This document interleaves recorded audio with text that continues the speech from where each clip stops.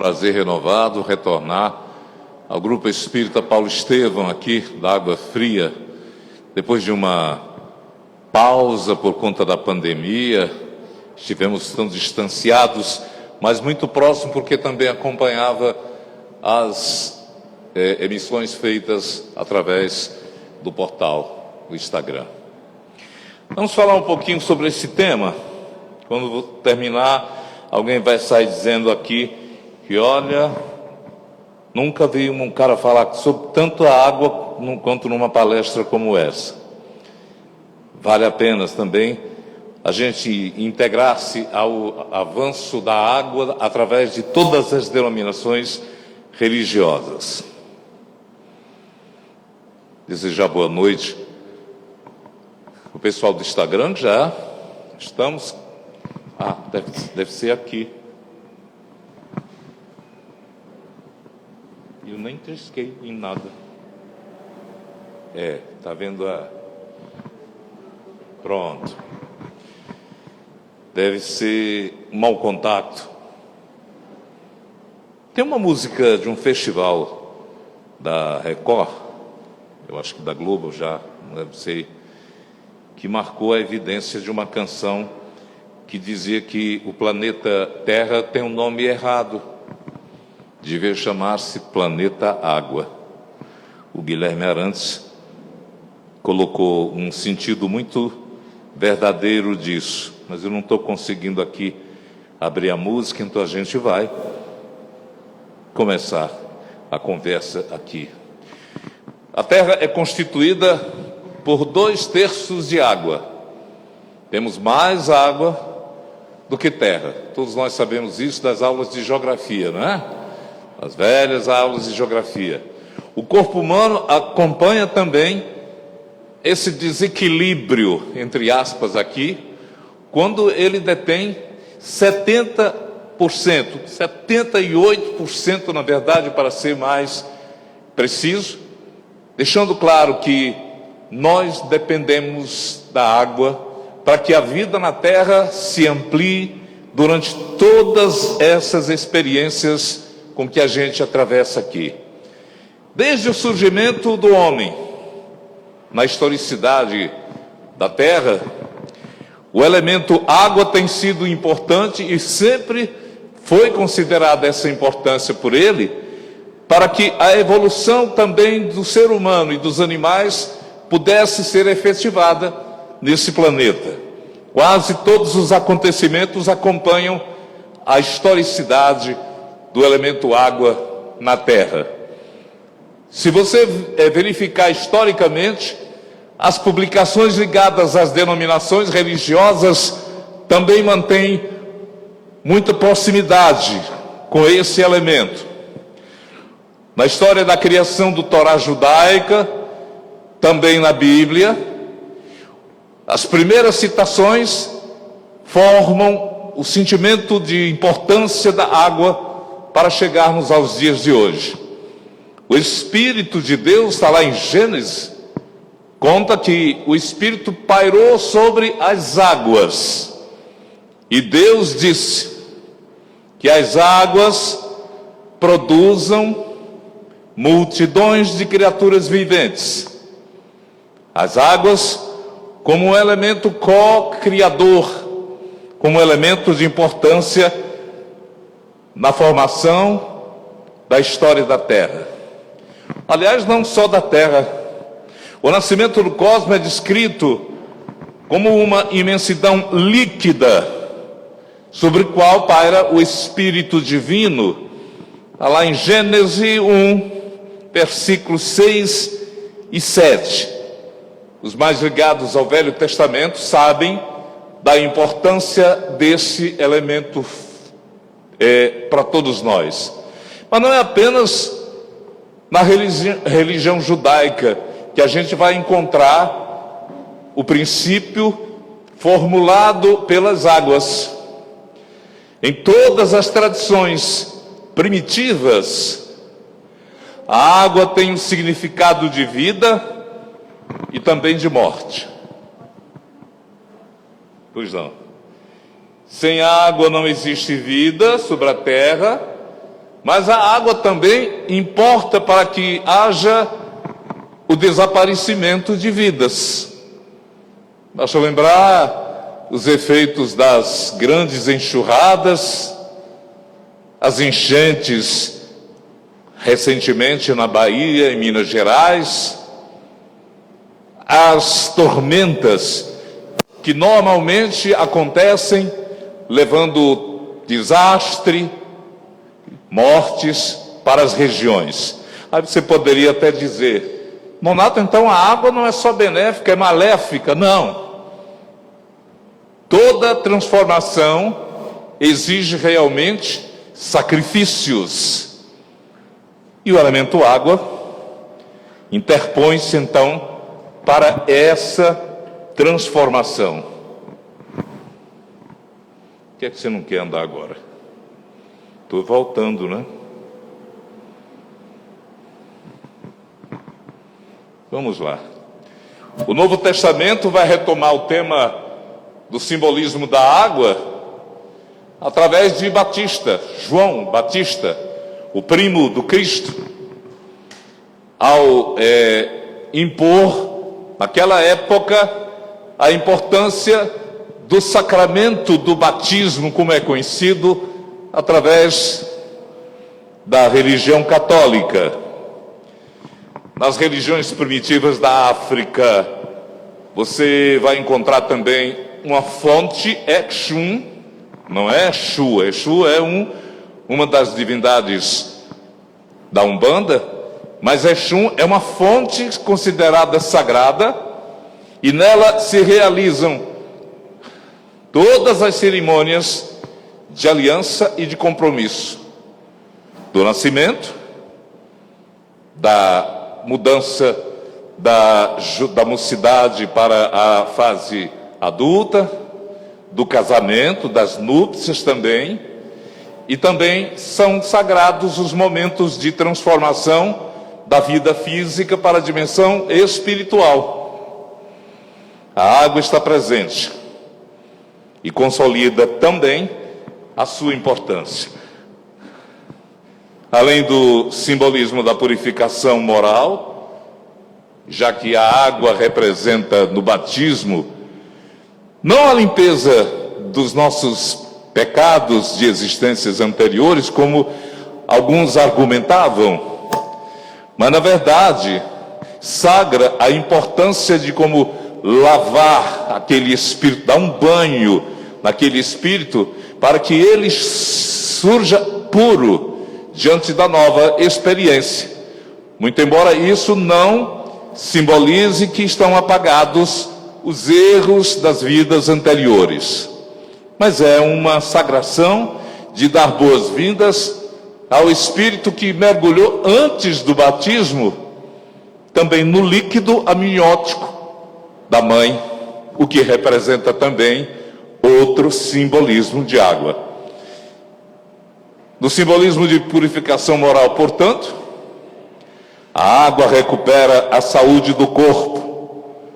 Está lá Naamã, o sírio, que mergulhou 7 vezes no Rio Jordão, e a doença que ele trazia no corpo, que era chamada antiga lepra, mal de Hansen, hoje em dia conhecido, ficou curado.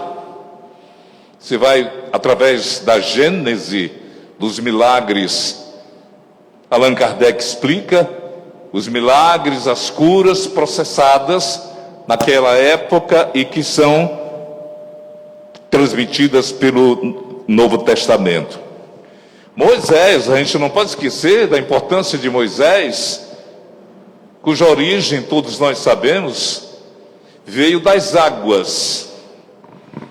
O libertador do povo de Israel foi salvo das águas do rio Nilo, está lá em Êxodos, porque a família, não tendo condições de criá-lo, estou dando microfone ainda, né? Foi até o rio Nilo, colocou numa cesta, junto ao local onde uma princesa sempre vinha tomar banho, e para que ela pudesse ficar como tuteladora com a criança Moisés. Na religiosidade dos índios do Brasil também, os índios têm uma crença de que uma figura muito importante no ato religioso deles, Iara, uma mulher que passeava pelas praias do Amazonas e que trazia benefícios para os pescadores e os moradores da floresta. Falando em água, deixa eu beber uma aguinha que eu estou cansado.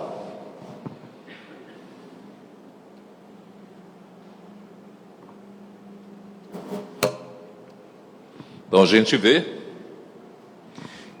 que desde as tradições mais dos antepassados, ao início da convivência aqui na América, a gente vai encontrar a água como elemento purificador.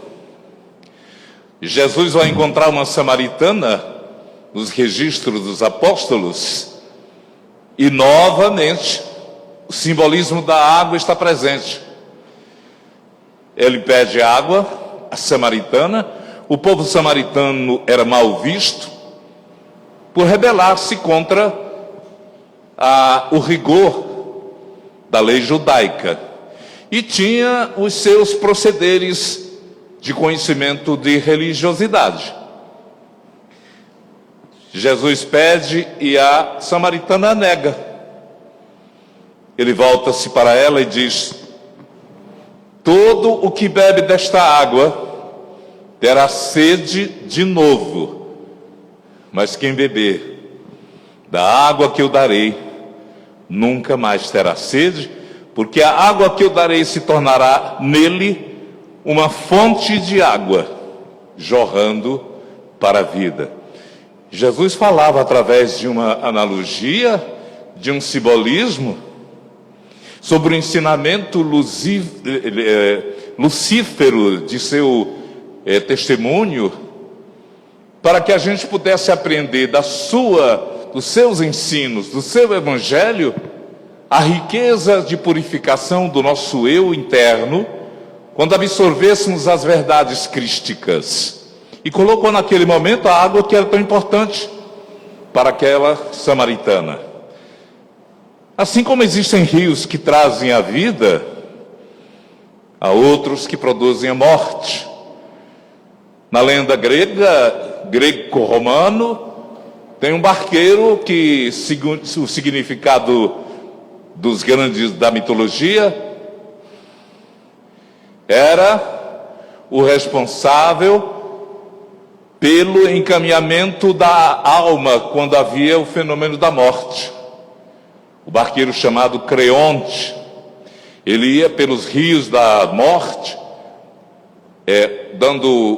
fazendo um GPS. Ele era o Uber daquela época para atravessar o rio para chegar ao lado do mundo espiritual. Nós vamos encontrar também nos dias atuais a importância das águas. Recentemente, quando ocorreu o Fórum das Águas de Brasília, houve a discussão desse elemento tão importante, não só pelo seu lado físico, mas também pelas consequências para o futuro que nós todos sabemos. Que o planeta vive uma transição e nós, humanos, somos responsáveis pelos delitos que cometemos em relação ao meio ambiente, onde o elemento água também vem sofrendo com a nossa desatenção. Terra, florestas, o ar, tudo está se ressentindo através então da inconsequência humana nesse tempo. Lá foi discutido também o poder das moléculas da água no tratamento das doenças e o papel espiritual delas. A discussão era de ciência, mas teve uma pessoa, um palestrante, que trouxe um trabalho monumental um japonês, cientista Masaru Emoto, que em 2006, ele fez experiências com a água que chamaram a atenção dos meios científicos de todo o mundo. E ele esteve presente para provar que os pensamentos nossos alteram o padrão da água. A gente que é espírita sabe da importância da água fluidificada, que os espíritos atuam e alteram exatamente a água, dando o tônus necessário para a cura de alguns dos males aos quais nos tratamos. O líder budista Monge Sato afirmou que o contato com a água implica sempre em regeneração, tanto espiritual quanto física. A água é fonte de todas as possibilidades de existência. Eu acho que dá tempo de falar um pouco aqui, que a pesquisa de Masaru Emoto chamava a atenção para o valor indescritível que a água tem, já que vem sendo negligenciada por todos nós. Então ele descreveu que a água reage a todo tipo de poluição e tem a capacidade de se modificar pela ação da nossa mentalização, dos nossos sentimentos. Ele fez testes incríveis com o pensamento.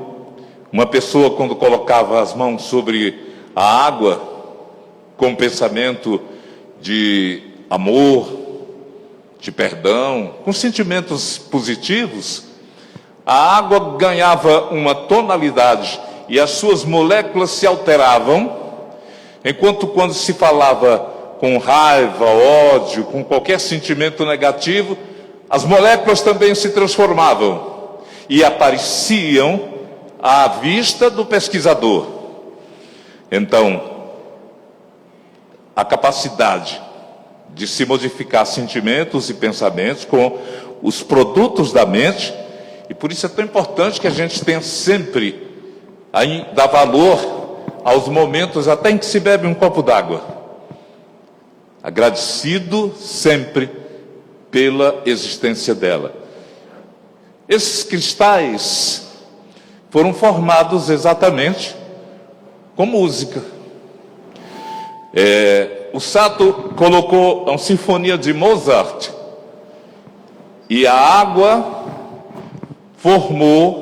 as moléculas da água formaram essa espécie de rosa, uma rosa que ganhou um azul quando foi tocada Imagine de John Lennon. As moléculas. A música Love também uma música que deve ser japonesa, Fujimara, antes da prece. Ele colocou antes, fazer uma prece. Uma tonalidade de paz. Quando dizia agradecimento, que fazia a água que estava sendo analisada, ganhava essa tonalidade. E aqui também as diversas formas com que ele fez. Quem quiser acompanhar as experiências de Sato, estão no YouTube, é só procurar Sato, Experiências Água, e vocês vão ver a transformação, que aqui está tudo paradinho, só foto, mas tem também em vídeo. Deixando de falar, Kardec, o livro dos médiuns, já fazia referência à ação dos espíritos na alteração da água. Quando a gente vê, os espíritos atuam sobre a matéria líquida e alteram o comportamento, podendo não só formar substâncias, mas também modificar as propriedades. Isso é tão elementar que que a gente já tem esse conhecimento.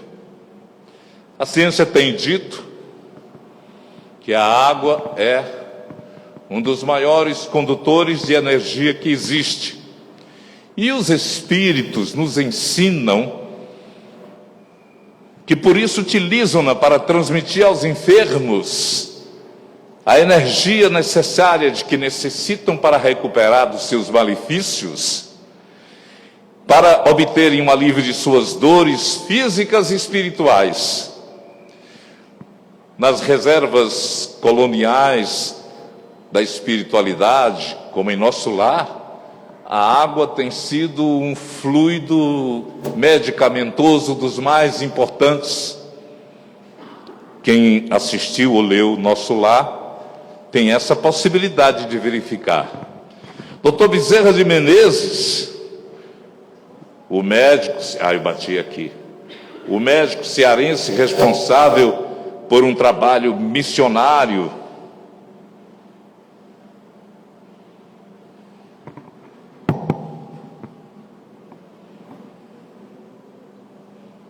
hoje.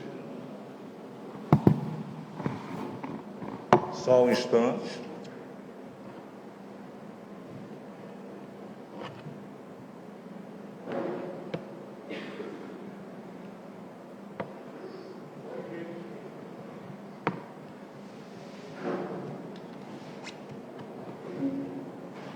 Deixa eu ver se eu consigo aqui.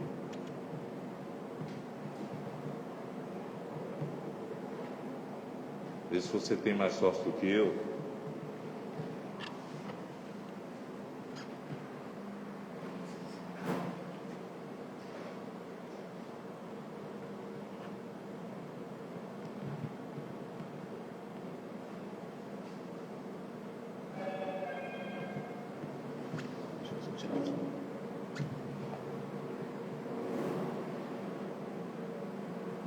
Pronto, obrigado.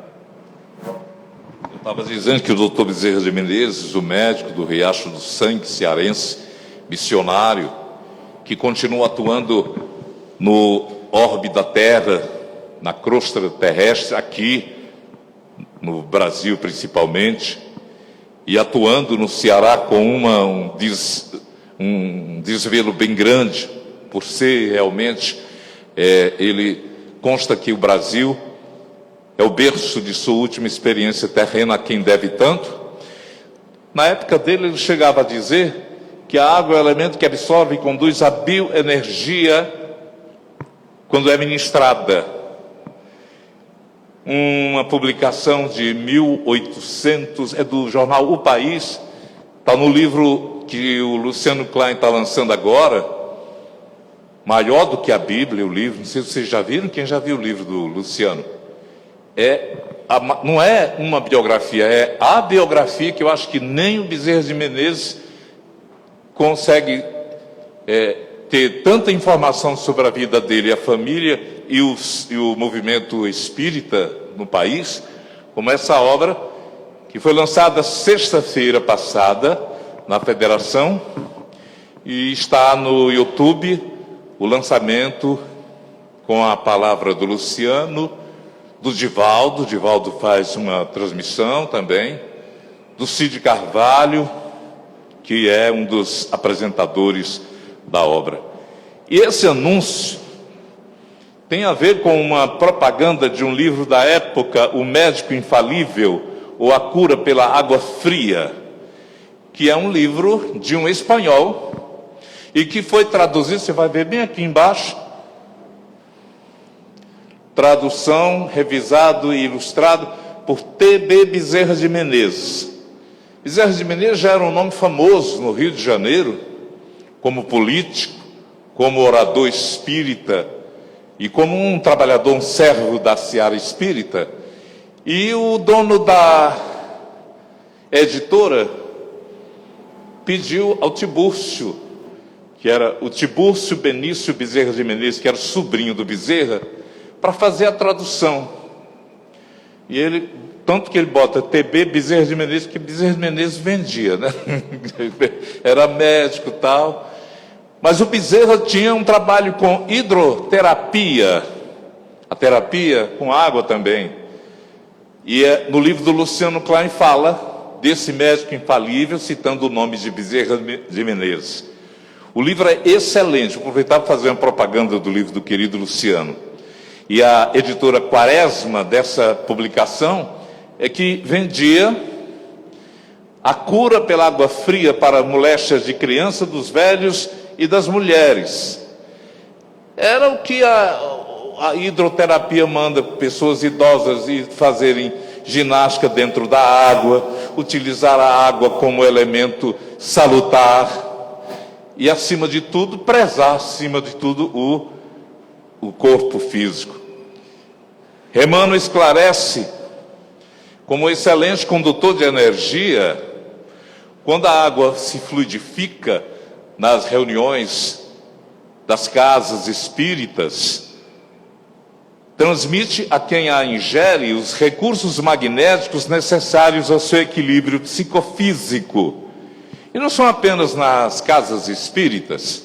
A água benta da Igreja Católica tem recursos também, elementos que transformam e beneficiam as pessoas. Só que lá é aspergida, né? Muito embora antigamente, no tempo que eu era criança, a gente passava na igreja e se benzia com água benta. Acho que ainda fazem isso hoje, né? Faz ainda? Faz muitos séculos que eu passe. Faz muitos séculos que eu passe. Eu estou com 122 anos. E mais do que isso, você sabe. Vamos então falar um pouquinho aí desse poder, da potência que é a água. Um médico, cientista e pesquisador espírita, Dr. Hernani Guimarães Andrade, ele cita a história de um pesquisador americano, Dr. Brahimi, que fez extensos estudos espectroscópicos com amostra de água destilada, que era submetida a médiuns curadores. Os médiuns pousavam a mão sobre a água, fluidificando-a, e o Dr. Hernani passava isso através de exames laboratoriais. E tinha a imposição das mãos, tem uma influência enorme sobre águas, porque o magnetismo humano tem capacidades incríveis de alterar situações adversas. Você, quando estiver em casa com alguém adoentado, se você aplacar a doença com um passe, se você tiver o desejo, você tem magnetismo humano que vai lhe servir de obter também recursos para a evolução, fazendo com isso que a água seja fluidificada a partir da boa mentalização. Falando com essa máscara, a máscara é necessária, mas cansa, sabe? Entre as culturas humanas, a água tem sido usada para comunicar o valor sagrado da vida, a dimensão da purificação, a proteção, a cura. O significado do sofrimento e redenção da vida humana estão ligados a tudo isso.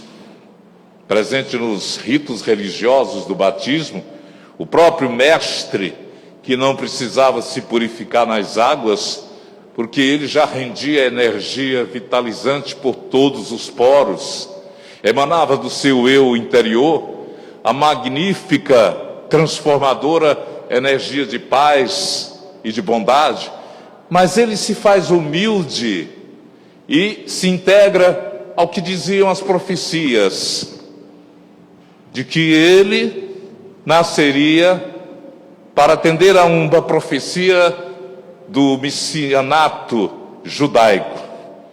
E ele vai até seu primo, aos 30 anos, para iniciar a sua trajetória de trabalho missionário.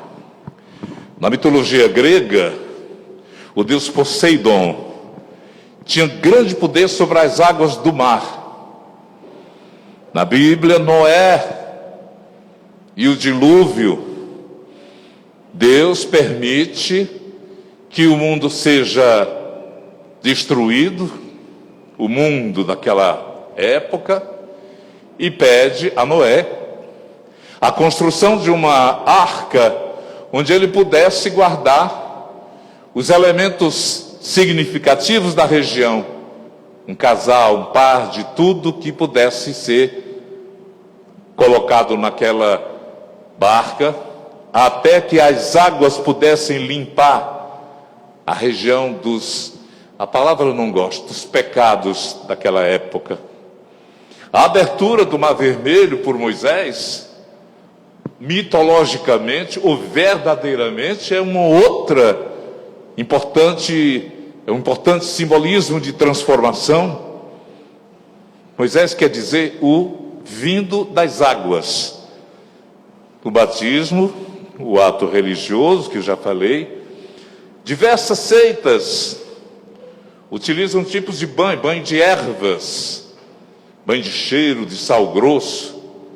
Os umbandistas, irmãos umbandistas, trabalham com a purificação da água, receitando, vamos dizer assim a palavra, orientando aqueles que procuram a limpeza do corpo, através também da água, com diversos ingredientes.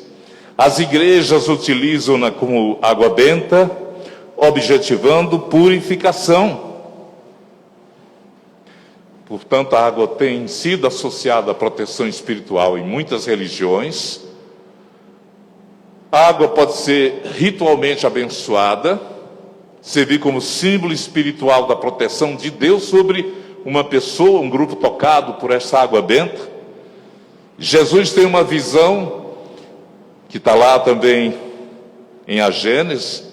Kardec pede aos espíritos e eles explicam a visão, porque Jesus entra num barco no momento de uma tormenta e orienta o Pedro e seus outros que estão no barco para que lancem as redes nas águas onde eles pescariam abundantes peixes. O olhar magnético, a segunda visão do Cristo, tinha o poder de saber onde se localizava na parte líquida o ganha-pão daquela época. Os hindus se purificam e enterram seus mortos também nas águas do rio Ganges, que é o rio onde eles se abençoam, onde eles se purificam. Muitos países têm poços santos, fontes sagradas. A fonte de Lourdes, tem outras também muito conhecidas. Os centros espíritas, que nós utilizamos a água como meio de ajudar o equilíbrio do corpo.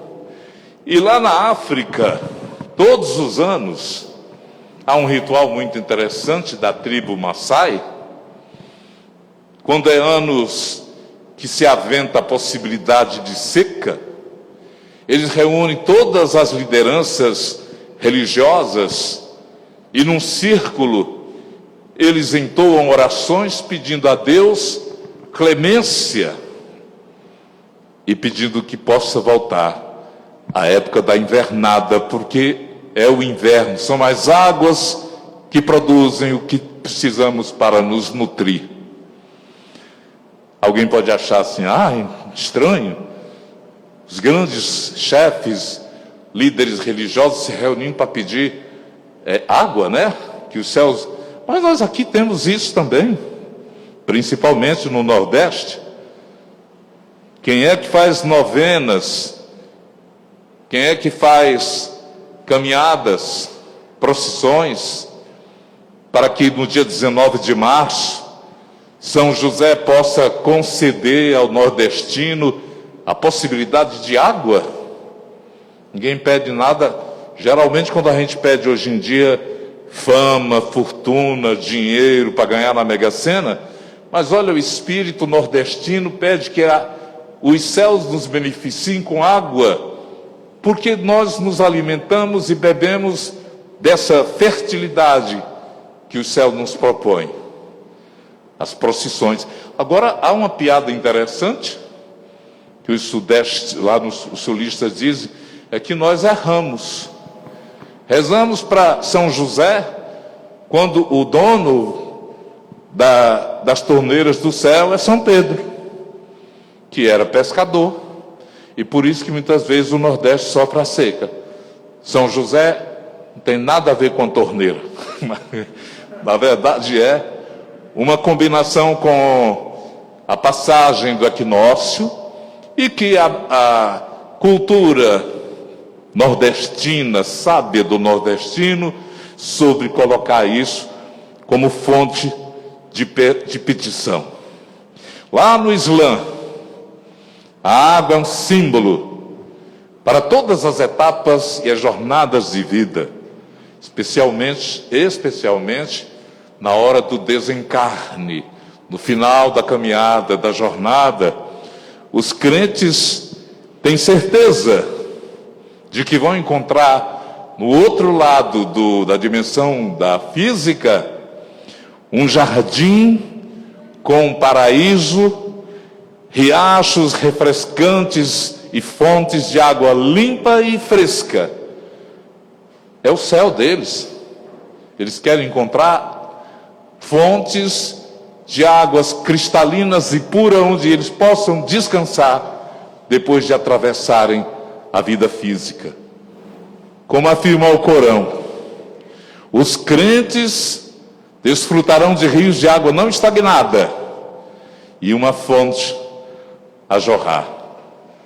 Novamente eu digo que não há nada estranho nessa narrativa se a gente consultar a literatura espírita. No Nosso Lar, a parte mais bonita da colônia Nosso Lar é exatamente o Bosque das Águas. Em 1943, Chico Xavier, ao receber psicografar o livro Nosso Lar, já chamava a atenção sobre a importância que a água tem e a preservação do meio ambiente. 1943, 5, 60, 70, 80, 90, 2003, 2013, 2023, completar 80 anos de mais de 80 anos, que há um alerta para que nós possamos ter mais cuidados com o meio ambiente. André Luiz, já no plano espiritual, André Luiz, o autor do livro Nosso Lar, encontrando-se, vai conhecer o Bosque das Águas, Lísias o conduz. É o local que existe o rio com o nome Azul e serve de reservatório da água para toda aquela colônia. O mentor Lísias, que acompanha André Luiz, considera uma das mais belas regiões da espiritualidade. Se alguém tem medo de deixar o corpo e ir para o umbral, reze para ir para as águas da luz, para o rio da luz. Lísias diz a André: a água é o veículo dos mais poderosos para os fluidos de qualquer natureza. E em Nosso Lar, a água é primordial, é o elemento, agente primordial na alimentação. Tem uma etapa que o próprio André Luiz é tratado com um copo d'água. E ele se sente regenerado rapidamente. Aqui mesmo, na vida física, em 1943, um brasileiro que se tornaria notável por conta da sua cultura, do seu conhecimento. Ele, aos 16 anos, já era tesoureiro de uma prefeitura no estado de São Paulo, músico, poeta, autor de peças, tinha um programa de rádio na colônia onde ele foi se instalar. Ele descobriu aos 20 e poucos anos que ele tinha lepra, o mal de Hansen, e de repente todo aquele trabalho que ele tinha como maestro de uma banda na cidade, orgulhoso por ser um dos mais fiéis da doutrina católica, ele de repente, quando soube que teria que deixar a esposa e os filhos e teria que se isolar num leprosário, ele voltou-se contra Deus e disse que não acreditava mais em nada. Quando os espíritas visitavam a unidade de assistência onde ele estava internado, levavam sempre, como fazemos nós nas unidades aqui de Maracanaú e lá de Redenção, a palavra amiga, o consolo, a expectativa de que há uma vida nova, exatamente para aqueles que estão nesse momento em provações. Ele não queria saber de nada, não queria ouvir as falas dos espíritas, não acreditava mais em nada. Um dia, à noite, por volta de 11h30, a dor era tão grande, a medicação daquela época não permitia realmente dar resultados eficazes para conter a dor. Eles perdiam as cartilagens, caíam os dedos, caía. Um dia ele foi lavar o rosto e caiu o globo ocular. Imagina como era terrível.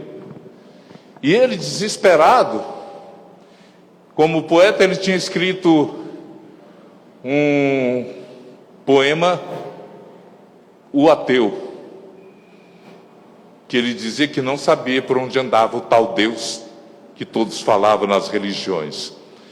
E tinha uma interna que ele chamava de louca, porque ela dizia ver os mortos. No dia que a esposa dele morre, o velório é feito lá no leprosário, e ela chega e diz para ele, Jesus Gonçalves, o nome dele. E Jesus, Nitinha, tua esposa está ali, e ela está contando que está bem. Ele disse, deixe de conversa, sua louca. Está aí a Nitinha morta, morreu, acabou. O homem de Deus acredita. E ela passou a dizer coisas que só ele e ela tinham conhecimento. E aquilo ficou latejando na cabeça dele. Como é que ela sabia? Como é que fez aquelas revelações que só ele, na vida íntima com ela, sabia? Num momento de dor intensa, 11h30 da noite, onde os médicos já não estavam atuando, apenas o corpo de enfermagem já estava recolhido. A dor era tão intensa que eles não gritavam para não fazer os outros sofrerem. A louca, que era médium, chega para ele com um copo d'água, abençoa, benze, a palavra que está, benze, diz, bebe essa água que a dor vai passar e tu vai melhorar. Que nada. Deixou o copo lá. A dor era intensa que ele disse, vou beber, a água não vai matar ninguém. Bebeu, e em menos de 2-3 minutos, a dor passou. E aquilo ficou latejando na cabeça dele. Essa mulher, chamada de macumbeira. É macumbeira. Fez esse negócio aqui.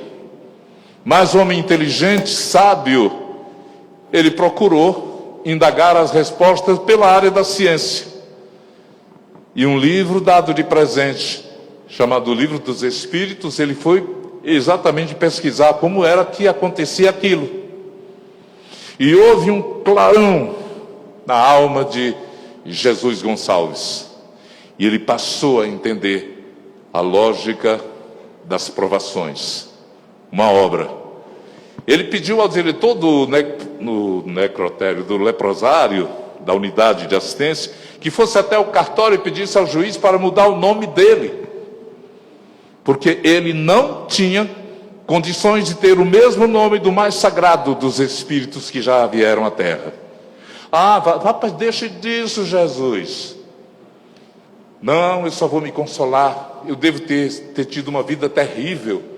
E ainda uso o nome do maior mestre, que nesse momento me dá consolo. Faça esse favor para mim, nem que seja o último. O diretor foi até o cartório e pediu, bota um acento aqui, que ele não quer chamar Jesus, para chamar Jesus. Jesus Gonçalves. Tem um livro maravilhoso, o livro que eu mais me emocionei, chamado As Vidas Maravilhosas de Jesus Gonçalves. onde ele um dia pede ao povo da espírita que leve uma cartinha para o Chico Xavier, aquele menino lá de Pedro Leopoldo, que parece que faz milagres, fala com os mortos, que ele queria muito ter o contato. O Chico recebe a cartinha e manda cartas de autoajuda, de mensagens de elevação, que lhe dão ânimo novo. E ele passa a sua poesia a ter a grandiosidade dos grandes avatares. E ele mandava uma fotografia para o Chico, dizia: Chico, meu sonho é um dia ir a Pedro Leopoldo para lhe dar um abraço. Corre no tempo, o Chico estava terminando o atendimento, saiu as últimas pessoas por volta de 1h30 da madrugada, Chico cansado, de repente vê entrar uma pessoa e disse: entra, irmão. Chico, eu vim lhe visitar para cumprir uma promessa. O irmão é Jesus Gonçalves. Eu vim cumprir o que eu sempre desejei lhe ver. E Chico disse que era a visão mais incrível. Aonde não tinha as falanges, era complementada. Aqui não tinha os dedos, mas luzes complementavam. Uma luz que saía do olhar onde ele não tinha olho. Quando ele falava, jatos de luz saíam da boca dele. E ele disse: eu queria pedir um outro favor. Deixa eu contar a minha história através da tua mediunidade. Chico tem um livro com as poesias dele, contando quem foi no passado. Eu não vou dar o spoiler não, vou deixar vocês tudo com vontade de saber quem era ele. E ele conta tintim por tintim quem foi. E por que estava num leprosário. Porque todas aquele pessoal do leprosário estava junto com ele numa provação. Tinham sido os soldados dele. Tinham sido os terríveis que estavam atrás de matar, roubar, vilipendiar, até mesmo Roma. Porque o pai, como ele era muito violento, o pai tiraram o direito dele ser o sucessor e passou para o mais novo. Então todo o ódio de uma alma reservou-se a matar tudo que ele encontrasse pela frente. Não quero contar, mas tem uma figura fantástica que dá um trato assim na vida dele. E essa figura é a responsável por essa encarnação e por outras de grande renome que ele teve na história da França e da Grécia, com outros nomes. Vamos voltar aqui a falar da importância das águas. Era para dizer que a água transformou aquele homem. Na Terra quase ninguém cogita de conhecer a importância da água. Em nosso lar, contudo, outros são conhecimentos. A água é o veículo dos mais poderosos para os fluidos que a natureza tem. É empregada como alimento, remédio. Nas repartições do ministério absolutamente consagradas à manipulação da água pura, certos princípios suscetíveis de serem captados da luz do sol. Quando fluidificada, faz bem para quem a ingere e para quem a magnetizou. E olha, eu tenho mais tempo apenas para contar a semelhança do ser humano com a água. Vocês vão ver como somos parecidos com esse abundante líquido. A gente nasce de uma fonte, a fonte materna, assim como na terra também, a fonte lá da serra, sai um líquidozinho, uma correntezinha pequena, e essa água vai em direção ao mar. Todo rio se destina ao mar, não é? Nós também nos destinamos a um oceano de luz e fazemos uma trajetória muito semelhante com as águas. As águas fertilizam os campos, dão oportunidade a que haja frutos, colheitas, Embora tenhamos também águas que não vão para diante, que são preguiçosas, param em terrenos e se tornam pântanos, não produzem nada. Mesmo assim, tem a sua missão. Através da evaporação, elas sobem para o céu, se transformam em nuvens e voltam novamente à terra, como a gente faz quando sai da terra, né? A gente sobe e volta em existências novas para continuar a trajetória em busca do oceano de luz.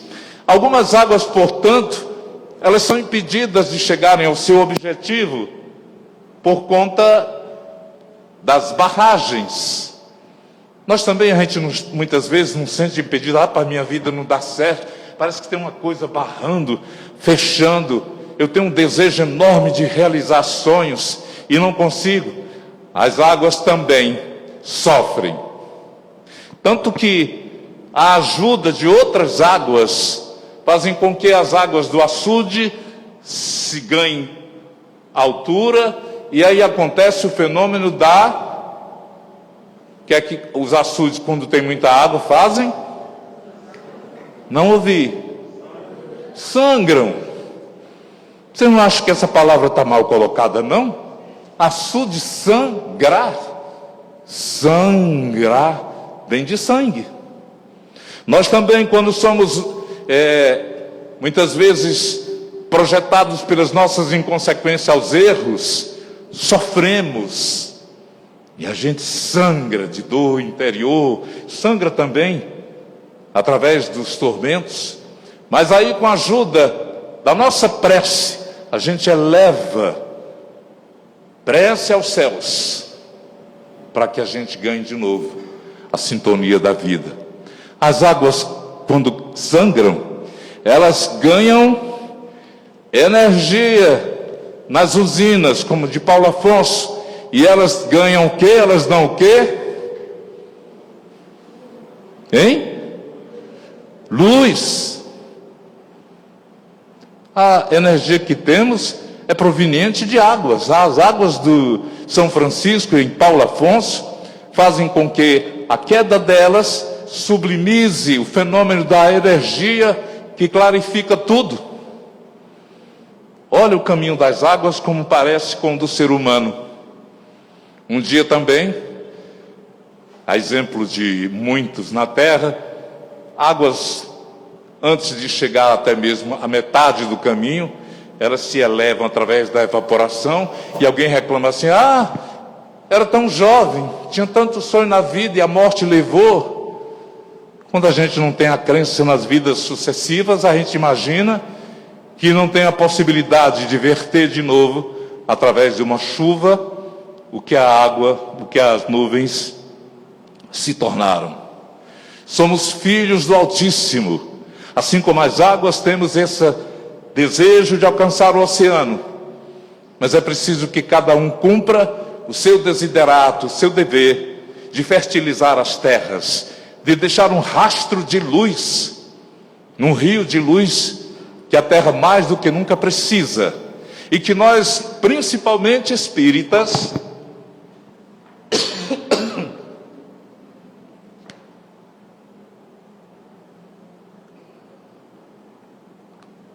olha que coisa boa é a água. Deu acesso de tosse, a água vem.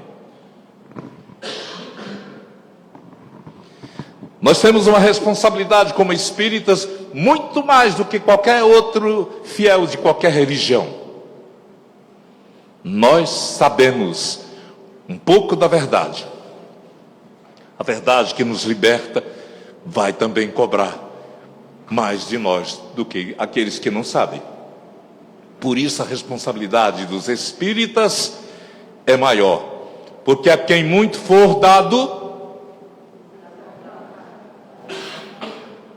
Eu venho então com essa conversa, com tanta água que eu falei aqui, lembrar a necessidade de reconstruir o caminho nosso. Está chegando agora a época de lembrar o nascimento do Cristo, que a gente possa revitalizar essa nossa trajetória. Não é preciso mudar da noite para o dia. Ah, então você agora é um monge, vou me esconder no meio da mata, que essa vida louca me deixa tudo. Não. Faça o que você estiver fazendo bem. Ame quem você ama bem. Seja justo com a justiça que você já tem. Pelo menos percepção. Seja humilde, caridoso, porque fora da caridade não há salvação. Para que a gente possa chegar pelo menos na calçada do céu, como dizia um vizinho meu, é necessário que a gente ponha em prática o que se ouve nessas reuniões dos encontros espíritas. Paz e bem, é o que eu desejo a todos.